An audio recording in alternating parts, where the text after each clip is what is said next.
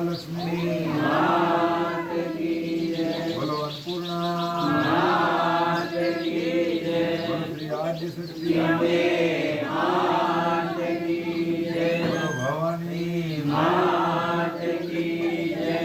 बोलो नमः पार्वती पते हर हर महादेव। इति श्री विष्णु दिव्य सहस्रनामावली संपूर्ण।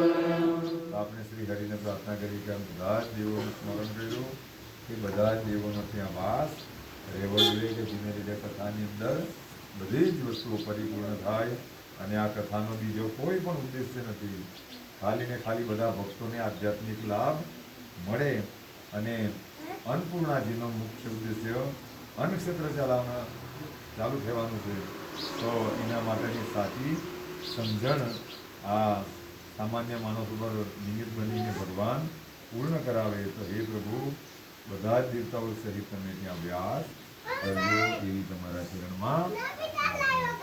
તો એક હનુમાન ચાલીસા બોલી દો, પછી ખાંડ